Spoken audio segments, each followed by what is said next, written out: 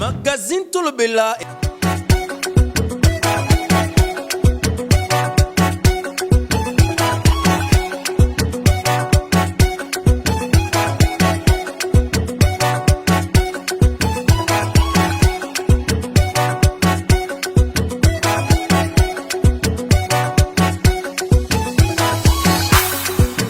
Magazine Tolobela. Tolobela.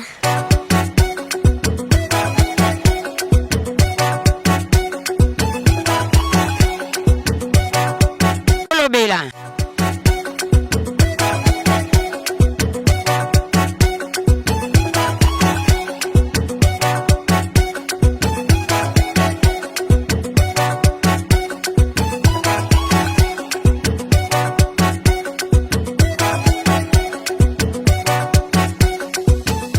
Magazine Tolobela. Magazine Tolobela yango nde pesi biso solution ana kisantu. Soki yango te mbele pasi. Magazine Tolobela.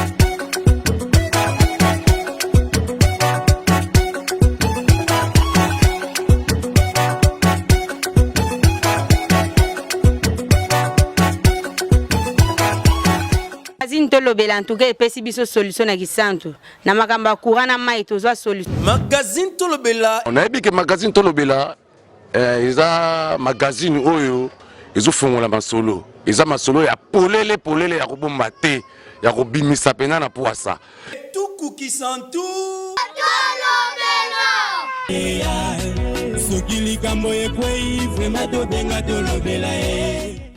Batata na ba mama esengeli koyeba ke ngonga tolandaka basango ya magazine Tolobela eselengwani mbote na balandi nyonso tu ya radio télévision Kisantu et pourquoi pas ba fan topé ba amoureux ya magazine Tolobela totombeli bino kaka bolandi malamu. Magazine Tolobela. Tokende kofongola basango na biso epai wapi tokolobela ministre ya intérieur mwana mboka Peter Kazadi asili kozwa ba mesure ya sécurité pona kosilisa insécurité na ville ya Kinshasa. Landa bokebi nyonso na bilili ya magazine Tolobela. Ministre intérieur, sécurité et affaires coutumières, Peter Kazadi annonçait qu'il va mesure de sécurité belé pour na kosilisa insécurité oyo komi makasi na ville province ya Kinshasa. Ezalaki na nzela ya briefing oyo azalaki nango liboso ya bapandi sango mokola lundi 10 juillet 2023 elongo na ministre ya communication pe vice-ministre ya santé. Peter Kazadi alobaki bakobanda nanu na kosalaka ba bouclage na ba quartier belé ya Kinshasa. Na o etali territorial, maître Peter Kazadi a sonia qui était ba mesure ya sika ya sécurité yango kozala annoncer mikolo mizali koya. Na likambo ya trafic ya borgane ba autorité ba souligna qui était République démocratique du Congo ezali na makokite ya kosalaka opération wana. Kasi pona ba mesure sanitaire vice-ministre ya santé atalisa qui était bazali prêt pona koyamba bathlète pe batu nyonso oyo bakoya pona jeu ya francophonie boyoka ngonga ndenge betami. Pour retirer un organe, ce sont des chirurgiens et des équipes entraînées et ça prend pas moins de 12 heures. C'est pour ça que quand les gens parlent des choses dans les réseaux sociaux, ils ne savent pas de quoi ils parlent. Grâce au concours de nos forces de défense et de sécurité, nous avons créé ce qu'on appelle interforce, c'est-à-dire il y a plusieurs forces. La stratégie du commandant suprême consistait à préserver les vies des Congolais. Vous savez que les infrastructures destinées à accueillir les différentes compétitions sportives ont été apprêtées, les derniers coups de balai sont en cours, mais qu'il y a des dispositions qui sont prises aussi tant au niveau sécuritaire pour assurer la sécurité des athlètes durant la compétition et de toutes les délégations qui vont arriver. On les attend par milliers. Il a rassuré. Ngonga et Betty. Population ekanisaka ete ba policier oyo bazali konyoko la population bakanisaka ete bazalaka libéré kasi ye moko mwana mboka ministre ya intérieur Peter Kazadi tolanda ye na bokebi nyonso ndenge alobeli na likambo oyo. Reportage Bruno Herval. On a eu à condamner ba policier nga moko na kendaki na assister na procès wana. Ba policier oyo ba malmenaki mwana muke oyo salaki base awa. Ils sont aussi condamnés. Elingi koloba politique nga nazana yango ezali à tolérance zéro. La police esengeli bazala modèle. bazali na nzela mpona kotracasser population te. Soko tracasser population, tomoni yo, bakokanga yo. Nazo profiter na occasion pour annoncer que bientôt, commandement à la police, ils vont intervenir dans quelques heures, pour nommer, pour notifier le commandant à la ville, ya sika, mokonjamboka asasilisaki makambwana, et tikala ki total ndenge nini esengela ito notifié. Ba pesinga kitus na notifié ba ordonnance, c'est pour dire qu'avec commandement à sika, tokosala makambo ya sika. Bino pe population bosunga biso. Soki bomoni batu oyo bazali kotakase population avec les moyens exorbitants au l'état apesi bango. Batu wana baza condamnable, bofunda bango. Soki bofundi bango epa ba commandant na bango. Et simbité, boye na cabinet nanga, boye, moi je suis accessible. Boye, bopesi ba détail que sika songolo ezana policier pakala musala na ye. Ça numéro vert. Voilà. Donc tina penza ya numéro vert. Et puis na ko veiller pour que centrale ezala na cabinet nanga. Comme ça nga moko na zala rassurer de ce qui se passe. Nazo yebisa bino ke nga na tambola na motorola la police. Na landaka o nyonso ezo salama na kati ya Kinshasa. Ce qui me permet d'agir à temps réel. Wana ezali communication ya police entre bango.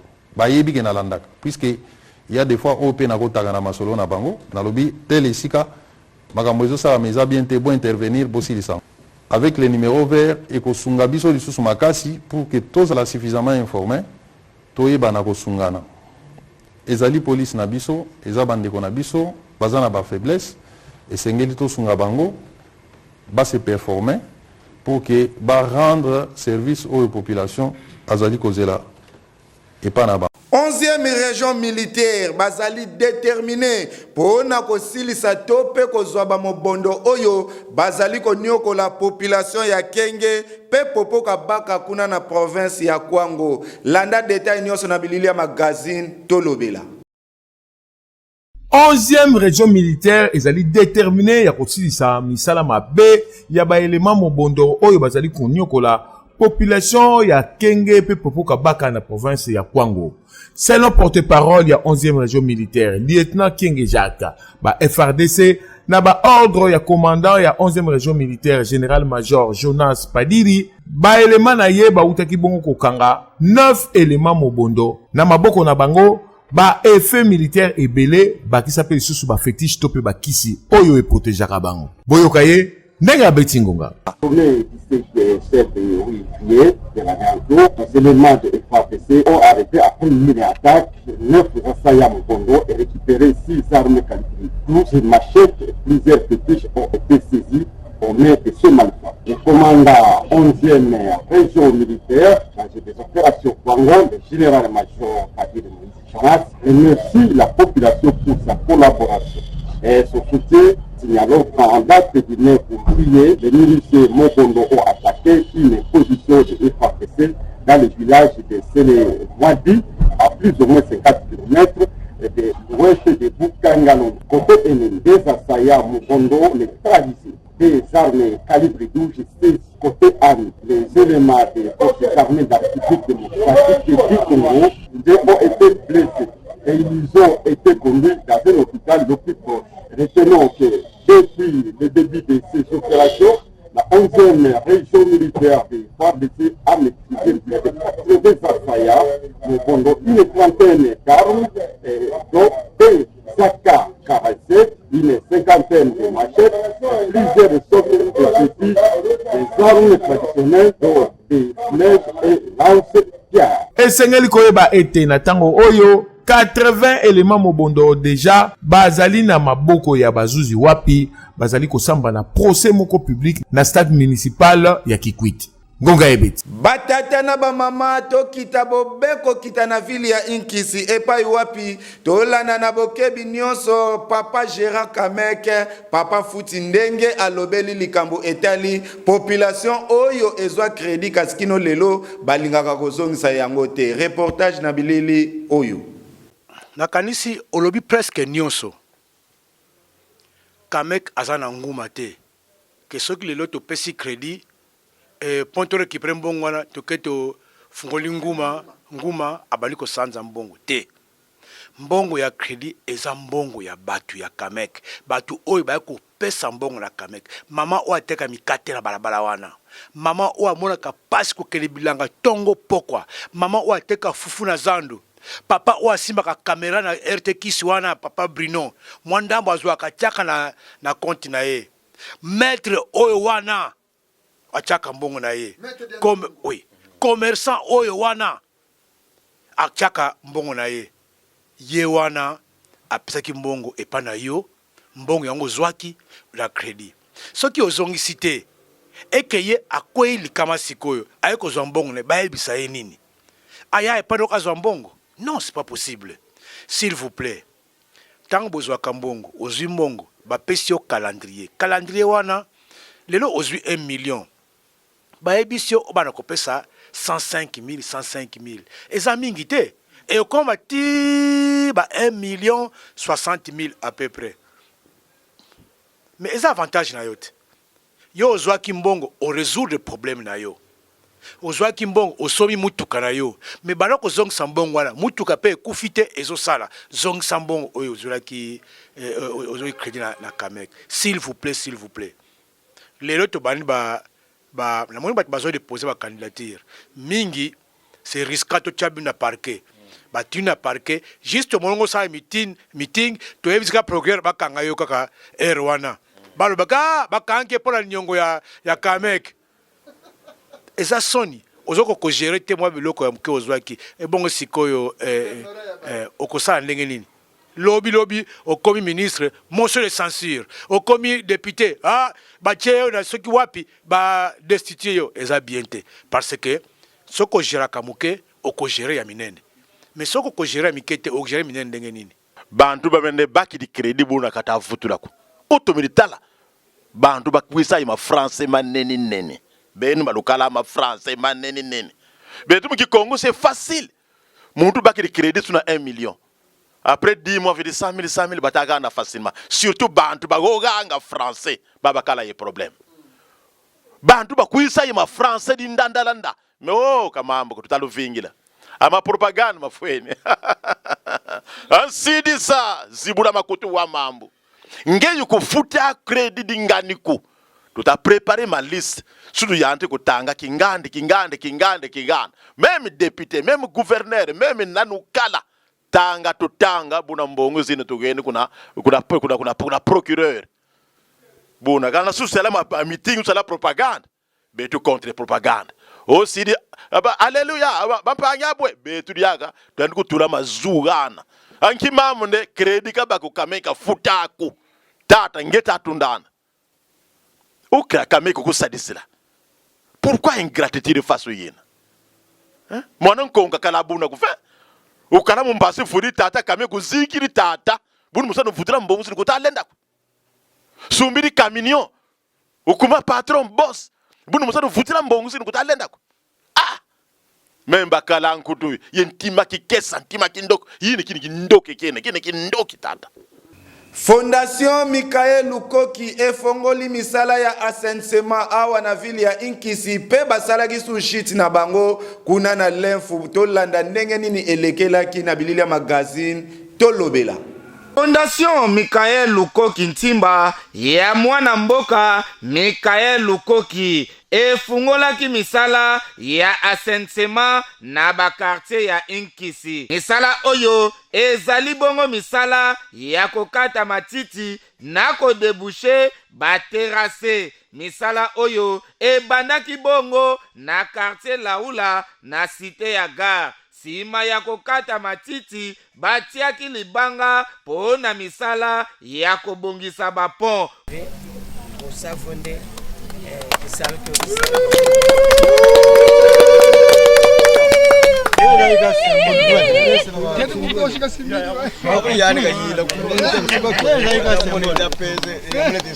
population ya Gare basepelaki na misala oyo.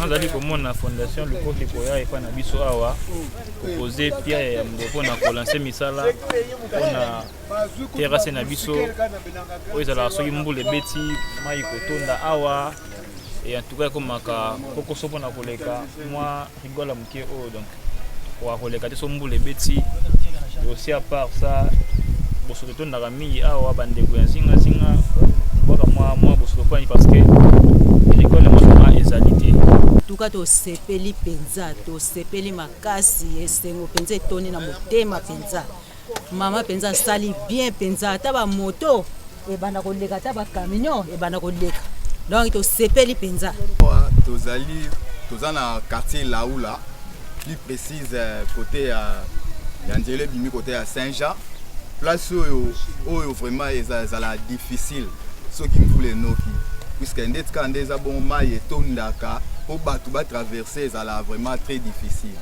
Alors biso na fondation Luko Kintimba vu que aza visionnaire a raisonné qui a lobby que non ndeza bongo il faut aya atala ndeza bongo ba place au nyonso ezaki mabe na quartier alors ndeza bongo il faut to bongisa yango to sala chrétien ya gare puisque gare est comme salité ko sarana te ndeto yaki awa ayengi asala ndeza bongo passerelle moko azosala pona ko aider bandeko oyo baza awa na quartier po ba traverser puisque ezalaka difficile vraiment soki mvule noki esengeli koyeba ke esukaki kaka na kisantu te babetaki lisusu depa pona kokende na site ya Lemfu epai wapi population eyambaki bango na kitoko pe elengo oyo wapi nde basengaki lisusu kolongola fulu oyo ezwami na wenze ya Lemfu pe basalelaki yango ndenge kaka population atindaki population oyo elobaki na esengo nyonso tu esengeli koyeba ke chef d'agglomération ya Lemfu azangaki maloba te oyo ya koloba na bango tolanda ye na bokebi nyonso ndenge nini apeselaki na mikro ya magazine tolobela Fondation Michael abongiseli biso Lemfu komona nga mama Jemima naza femme d'affaires mais esengo eza makasi na mboka oyo ndenge abongiseli biso place oyo toujours tozana ye tokolemba Michael te papa salité place nyonso na bozo tia biloko bozo mona poto partout salité mais lokola azwi mayele akobongisela biso awa papa tosepeli na mwana yakende liboso akobana kolandela yango akobana kolandela yo parce que ya kotika te parce que ko mwana na yoki fondation c'est kaza muto ya mayele azofonde makambo lolenge nyonso boyende ezalaka tobwakeli bino bafololo na baevre oyo bobandi kosala na basite na biso oyo ezwami na territoire ya Madimba keyo Pio. Dynamique Jide Kisoka nkololo ya mwana mboka Jide Kisoka asili kosangisa bajeni nyonso tu kuna na siège na ye na carrière tolanda lolenge kani elekelaki kuna Dynamique Jide Nkololo Kisoka oyo ya mwana mboka Jide Nkololo Kisoka oyo azali bongo na Institut Ngondo Tala o mokolo mwa mardi 11 juillet 2023 asangisaki ba jeune asangisaki ba mama oyo ya quartier carrière pona kotalisa bango Dynamique Jide Nkololo Kisoka ezali nini tala kuna balobelaki ezali kaka eloko oyo euti na parti politique ya IDPS parti ya mokonzi Félix Antoine Tshisekedi Tshilombo na suka to bakselaka ye faci beton de beton elekaki na kitoko pe elengo yo wapi kuna ba mama penge bapeselaki ba témoignage na bango na micro ya magazine tolobela kamna ningi na loba papa merci na maloba oyo dobi ngai penza bana na botama na koleli na Kongo na ngai na koleli na Kongo bato bayebi ngai na kena na mawulu kuna na makolo na luwa 3 hectares kuna ona kena kosala na minito ndenge naza boye na somi moto na ngai ona kelelaka na mawulu viva témoignage malamu soki nasala na Kongo te nayeba Kongo te nde na somi moto wana batata pe bele bazali ke basalaka mbongo pe na bakompanie me na somi eloko te merci beaucoup na maloba njeri betu bamama butwisi mwoki fulu kiobeli tutusoutenir mwana betu tukumili deja bangule kanti de bana ba ta buta ba to feti soutenir mu kusane bena kuntuala to feti gane kikesa ko bana mu kusane bana ba kuma bantu bo tutu to ko wina bantu ba bana kuna chizinka bana ba betu yaka ba kuma bontu wow idini bitute to soutenir mwana mu kusane mwana betu tenda ku kuntuala kai ni mwana tuka kwetu sini kakura kakari ngonu yewe gugu bokina mputa moku kunyima sisi ni kutaza ibone batata benako ba mama benako ba mpale benako bala muntu otuna bantu bako zaene batata boye ba mama bobone kumaja bakwenda sengu basi boyende ezalaka tangu ba jeune baza komipesa na ko soutenir chef de l'état biso pe population esengeli totia ba jeune wana maboko po ete bakende liboso po ete basala pe ya malamu dinamiki oyo ya ndeko jide kisoka nkololo tobwakeli yo bafololo ebele na ba evre ya boye esuka awa te ekende se kokende liboso ekeyo pioro pio biso magazine tolobela tosili kosala constant na likambo etali misala ya 145 territoire oyo chef de l'état asilai ko lancer mikolo elekaki kasi biso ba bénéficiaire na territoire ya Madimba tozomona ke tozali kaka na déconstruction oyo ezali kuna na école ya Kimbangisa ya Madimba pe bureau administratif kuna na direction ya territoire kasi ya passe pe mawa misala yango pe ezali ko marché te nde tozoyeba te nini ezali ko leka kuna kasi mikolo ekoya ye moko mokonzi ya territoire papa Nestor Ntsonsa akolobela biso na magazine tolobela kasi tolanda nanu ndenge yango ezali ko lekela kuna mikolo mileka tolakisa bino ndenge kani misala ya 145 territoire oyo ezali na projet ya mokonzi ya mboka son excellence Félix Antoine Tshilombo fachi beton kaka ndenge tobakselaka ye yango kasi constat tosali ete biso na territoire ya Madimba tozali ba bénéficiaire ya école ya Kimbangiste pe bâtiment administratif oyo ezali kuna na direction ya territoire kasi bondimela biso ete bâtiment oyo ekomi deja na niveau ya likolo po ete batole yango kasi misala mususu ezali kosalema lisusu te nde magazine tolobela toleki kaka pona kopesa mwa flash kasi tokolanda yango malamu epai ya ye moko mokonzi ya territoire administrateur du territoire papa Ntsonsa Nestor yende akopesela biso nini ezoleka entre territoire ya Madimba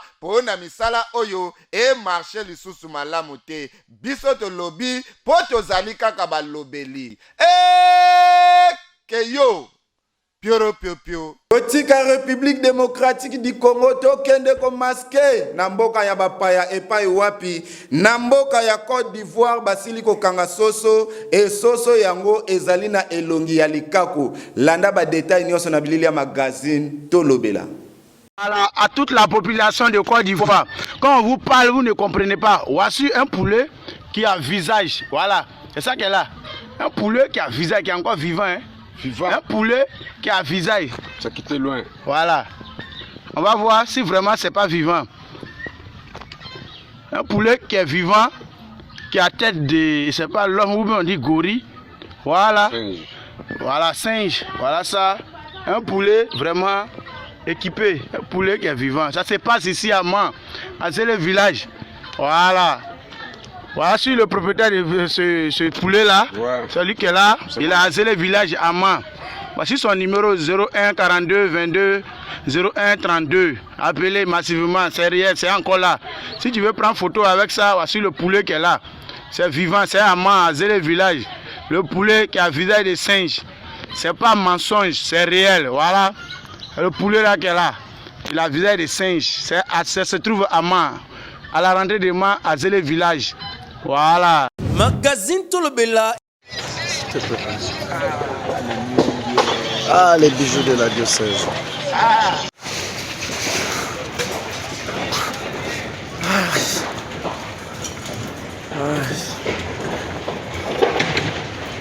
Camion de Zolimba. Mire Zolimba, tu peux refaire les choses. Tu peux t'aller à Mire, il y a pas de. Ah? Tu peux t'appeler. fait makambo ekomi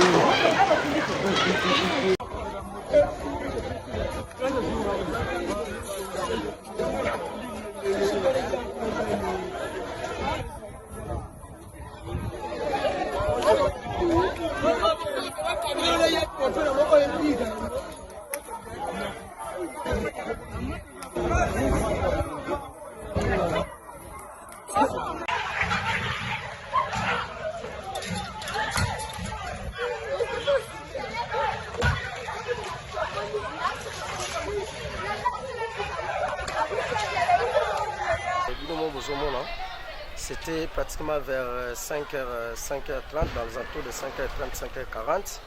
Nde tomonaki incendie bandaki, moto bandaki na kati ya imprimerie. Ah, toza déjà na Kisantu, na imprimerie à Sodak. C'est parmi les bijoux ya diocèse ya Kisantu. Et vous tomona dans la image, où nous sommes tous les nous sommes tellement très émotionnés pour expliquer yango. Mais c'est pour nous, c'est une grande regret. Parce qu'en voyant les bijoux et les bijoux, et puis toujours adresser vraiment mon abisso douloureux à l'évêque Jean Monseigneur Crispin Kimbendi, où vraiment Azoluka pour investir dans la diocèse, mais allez-y comprendre ce qui s'est passé. Et on vous informe aussi qu'actuellement, imprimer la bijoux qui sont et comment il déjà on voit déjà il y a quoi imprimer tout ce qui est polo, tout ce qui est t-shirt, tout ce qui est badge. On a investi l'argent, mais aujourd'hui on a perdu. Mais Dieu seul connaît où est comme les bijoux. Mais toujours c'est vraiment nous battons surtout va soutenir diocèse à Gisantu dans la prière, dans la choc. On ne peut pas vous expliquer début à incendie na biso et banindengeni et witi web. Mais pour remercier na bateau non baza du cœur na biso ba pour assister na événement oyo mais grand regret toujours na diocèse na biso puisque perdre de tels bijoux, perdre de telles infrastructures dans le diocèse, c'est vraiment choquant pour nous parce que à part l'hôpital Saint-Luc, si on parle de l'hôpital Saint-Luc, après l'hôpital Saint-Luc, on voit aujourd'hui l'imprimerie de Kisantu qui est vraiment parmi les imprimeries où ils ont tellement vaste na mboka na biso, mais allez-y comprendre, on a perdu un bijou et je sais qu'à la prochaine et dans les jours à venir, quelle sera la décision il y a maman il est grand merci et puis na bande connexion tout le bien là-bas oh bah ça les fort pour la sélection image oh mais en tout cas on vous remercie et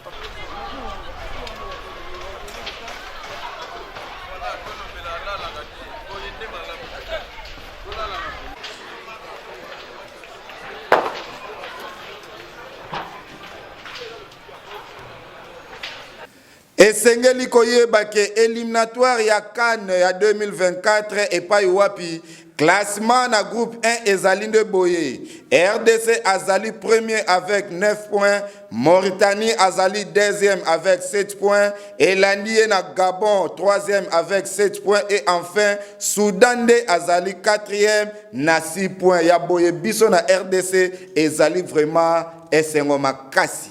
Magazine Tolobela. Famille ya ba artiste et comédien ya République démocratique du Congo en général ezali ko kabola ya bango mawa na moko ya artiste oyo asili ko tika biso na kombo ya Mira Yesa Kuntina ye asili ko tika biso uta kuna na mboka ya Angola tika ete molimo na ye epema na kimia ya Nzakomba. Magazine Tolobela. Batata na ba mama tokomi na ngonga oyo tolandaka video du jour ya magazine Tolobela soki bomoni na seki seke Jakoko Ezanga ingénieur Serge Mbaki le mannequin de la RTX video nini oyo obongiseli biso kaka ndenge yango ezalaka to sepela na bandako.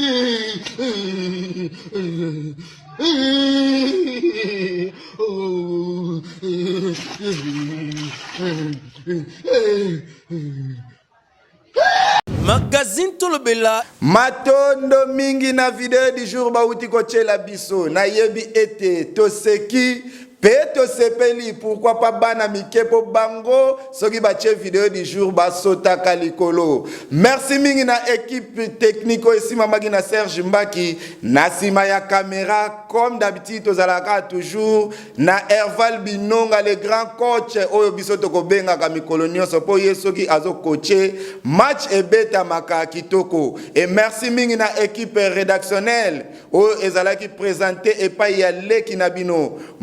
Na bino na kombo ya Jires Kanza lobiste info mikolo nyonso tokoyebisaka bino na tango ozali na information ko hésiter te benga magazine tolobela na numéro oyo ezalaka affiché na se ya télévision pour être en général yona biso tozangaka ba information te ou sinon okoki kolanda pe magazine tolobela na chaîne na biso ya YouTube pour être tozala toujours en communication lelo ezengo ezali makasi na toni samina esengopo na lati veste na lati na nea bleu seke makambo ezali makasi soki kolo yesu akomizongela te ngai na bino tokutani mikolo ezali koya ciao magazine tolobela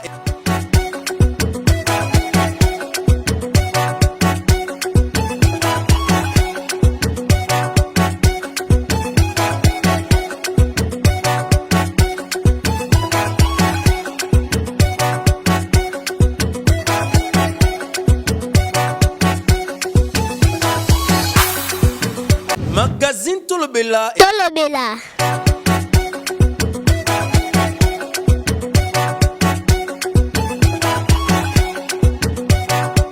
tolobela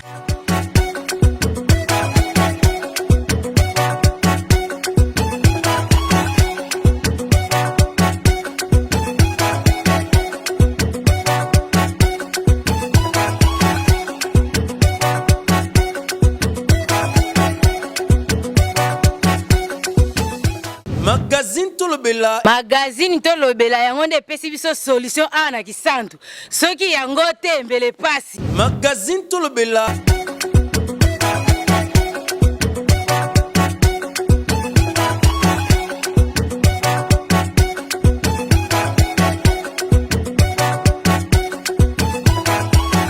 magazine tolobela en tout cas epesi biso solution na kisantu na makambo ya courant na mai tozwa solution magazine tolobela on a dit que magazine tolobela eza magazine oyo ezofongola masolo eza masolo ya polele ya kobomba te ya kobimisa pena na poasa tukuki santu soki likambo ekwei vraimen tobenga tolobela